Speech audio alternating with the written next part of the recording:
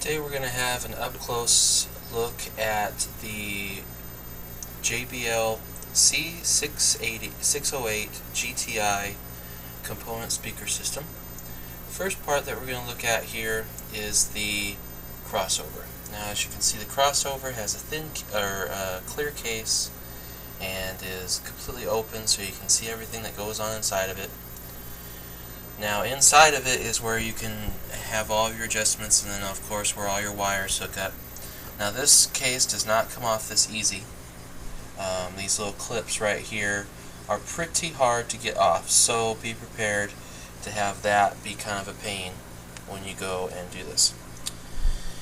As you can see, we got our windings for our lower frequency side, our ohm adjusters to compensate for the ohm changes between two speakers and stuff.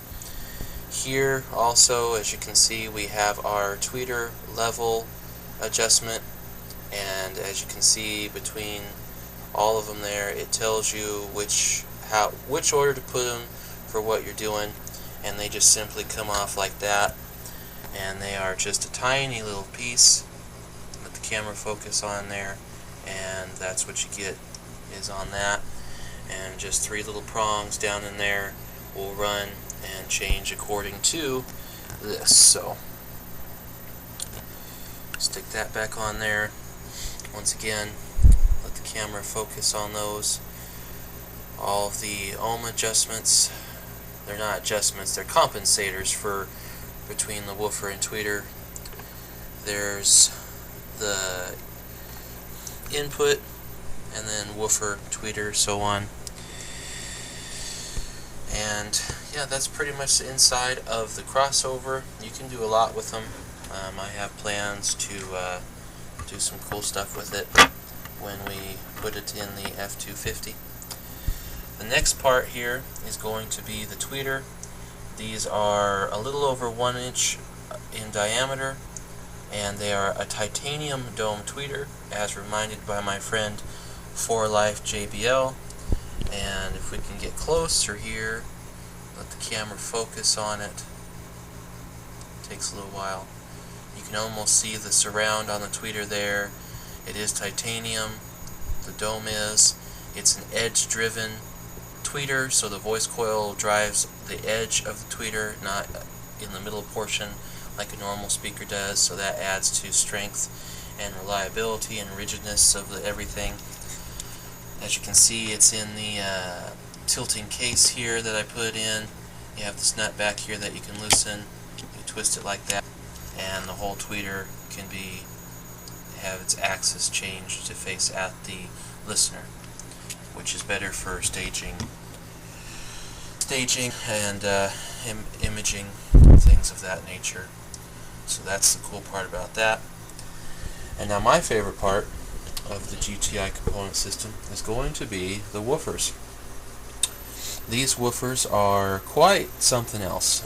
They're definitely the biggest 6.5 inch I've personally handled, and as you can see, the power ratings here, let the camera focus again, you can see how nicely machined the steel is on these things, made it very, very shiny.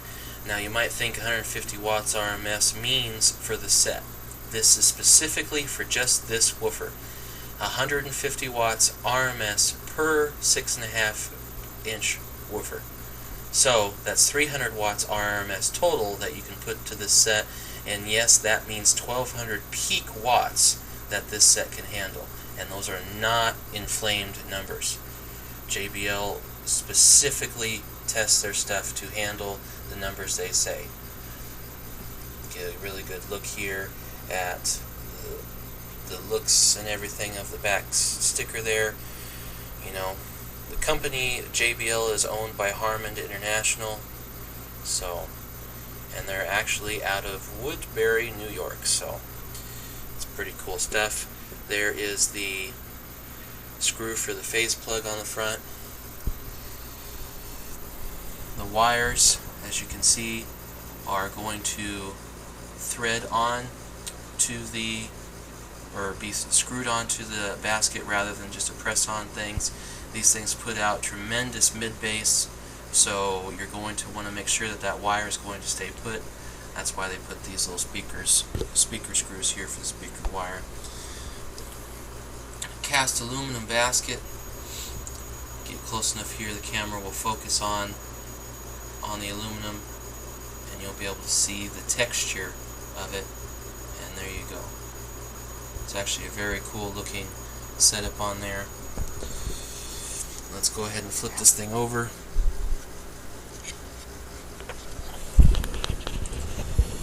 If you look in here like that, get a complete side shot of the motor system.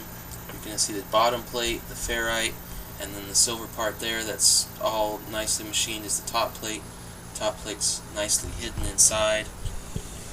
Let's face this up kind of at the light in here. As the woofer kind of darkens it up. There's your tinsel leads and your spider setup.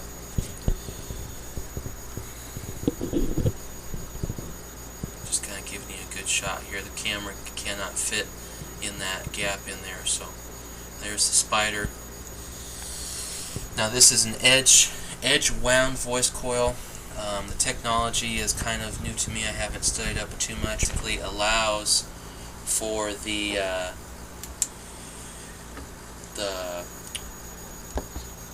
basically allows for more windings on the voice coil to be on the motor to work against the motor assembly, and makes the speaker more efficient, meaning less watts are needed in order for it to work. As you can see, the voice coil back in there, kind of a brownish thing right towards the middle of your screen in a little square there.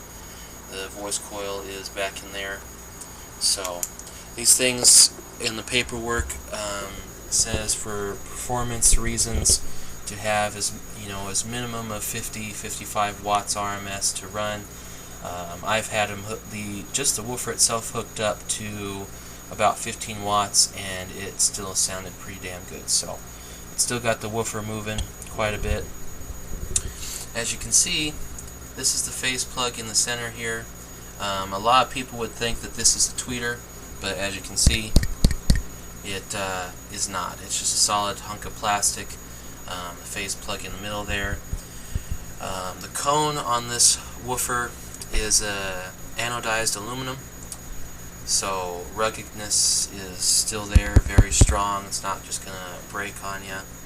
And it's got a rubber surround, nitrobutylene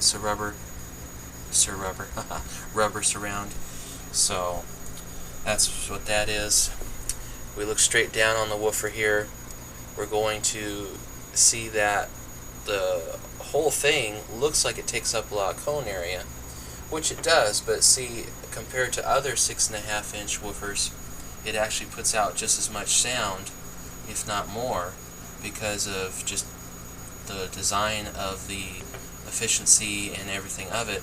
And this uses a 2-inch voice coil in diameter. So, and I know a lot of subwoofers out there that don't use that big of a coil. So, and these little guys can actually be used as a little subwoofer if you wanted them to. They can definitely hit low notes just fine, all the way to your subsonic notes, and they work pretty darn good. So there's the C608 JBL component speaker system. And hope you guys getting calls. So hope you guys enjoyed.